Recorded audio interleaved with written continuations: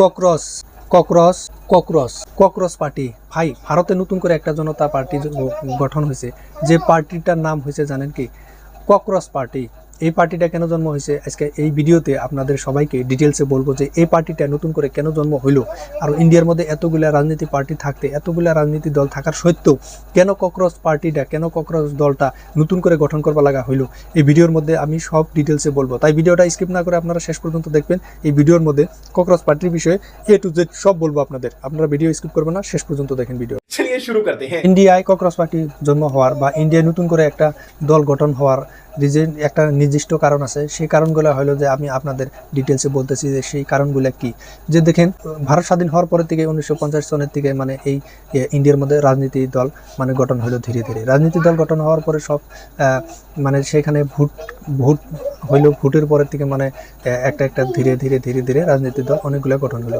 যে দেখলো যে একটা দল যদি থাকে ইন্ডিয়ার মধ্যে, তাহলে তারা রাজত্ব করে আরাম পাবে, আরও তারা রাজনীতি করে আরাম পাবে। কোনো বিরোধী দল না থাকলে তাহলে তারা লোকের ভালো মন্দ করবে না। সেই জন্য অন্যান্য দল আরও তৈরি হলো, যেমন এজিপি দল, তারপরে বিজেপি দল, কংগ্রেস দল, ইউডিএফ দল, রাইজের দল, আরও অন্যান্য দল ইন্ডিয়ার মধ্যে অনেকগুলো আছে। বিশেষ করে আসামের মধ্যেও আছে। আসামের মধ্যে যতই দল থাক না কেন, ইন্ডিয়ার মধ্যেও অন্যান্য দল আরও অনেক দল আছে।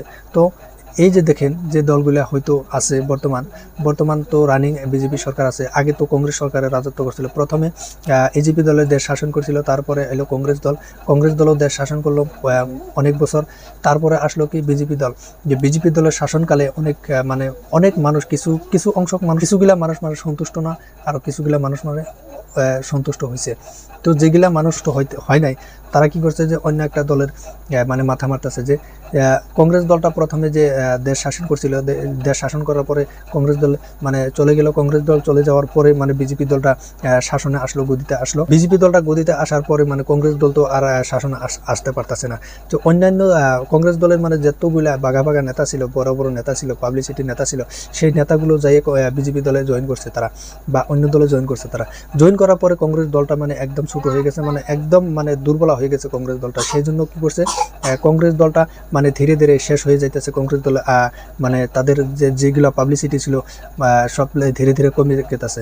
তো সেই জন্য দেশের শাসন আনার জন্য বিরোধী দল যদি কোনো না থাকে, তাহলে এই বিরোধী দল না থাকলে, শক্তিশালী যদি বিরোধী দল না থাকে, তাহলে যে দলে হয়তো দেশটা চালাইতেছে সেই দলে দেশটা চালিয়ে আরাম পাবে। সেই জন্য বিরোধী দল থাকা চাই, ভালো মন্দটা মানুষের মাঝে তুলে ধরার জন্য বিরোধী দলটা থাকা দরকার। তো সেই জন্য কংগ্রেস দলে তো কিছু করতে পারতেছে না বর্তমান। সেই জন্য কংগ্রেস দলের নেতা আরও যেগুলা দলের নেতা ছিল, সেই নেতাগুলো সব মিলে একত্রিত হয়ে একটা নতুন দল গঠন করলো, ককরস দল।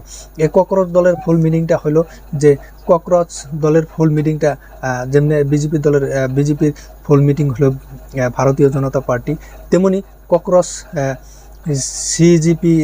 সিজিপি দল একটা নতুন করে গঠন হলো। যে সিজিপি দলের মেন মিনিংটা হয়েছে ককরস জনতা পার্টি। ককরস জনতা পার্টি এটা হলো ককরস দলের যেটা সিজিপির ফুল মিটিং। তো এই দলটার মধ্যে অনেকগুলা নেতা একত্রিত হয়ে এই দলটা গঠন করছে। আরও এই দলটাকে যদি আপনারা সাপোর্ট করেন, তাহলে এই দলটাকে সাপোর্ট করলে পরে আপনারা কমেন্ট বক্সে লিখে যাবেন যে ককরেজ জিন্দাবাদ। এই দলের নামটাই বলবেন যে ককরেজ জিন্দাবাদ। এই ককরস দলটা নতুন করে গঠন হলো। আগামীতে জানি না কত দূর কি করতে পারবে, কিন্তু একটা দীর্ঘ বিশ্বাস যে হয়তো যদি নতুন করে কোনো দল গঠন হয় নাই, বা নতুন করে যদি কোনো কিছু হয়, তাহলে সেখানে মানুষের আকর্ষণটা বেশি থাকে। তো আমি আশা করবো যে হয়তো ককরস দলটা নতুন করে গঠন হলো। তো আপনারা এই ভিডিওর মাধ্যমে আপনাদের সবাইকে বলতেছি যে ককরস দলটা গঠন হয়েছে, তাহলে এই ককরস দলে আপনারা ধীরে ধীরে সবাই জয়েন করেন। এই ককরস দলের বিষয়ে আপনারা বুঝেন, জানেন, শুনেন।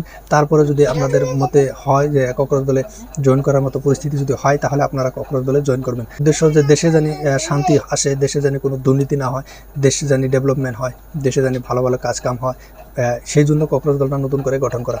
তো আপনারা যদি ককরস দলকে সাপোর্ট করেন, তাহলে কমেন্ট বক্সে লিখে যাবেন ককরেজ জিন্দাবাদ। ইয়েস লিখতে পারেন, আর নাইবা লিখতে পারেন যে ককরেজ জিন্দাবাদ। তো আপনারা যদি ককরস দলকে সাপোর্ট করেন, তাহলে আপনারা এই ভিডিওটা বেশি বেশি করে শেয়ার করবেন। বন্ধুরা, ভিডিওটা যদি ভালো লাগে লাইক কমেন্ট শেয়ার করবেন, আর চ্যানেলে নতুন হতে সাবস্ক্রাইব করবেন। মিলি কোনো পরবর্তী নতুন ভিডিওর সাথে। ভিডিওটা দেখার জন্য আপনাদের সবাইকে অসংখ্য ধন্যবাদ।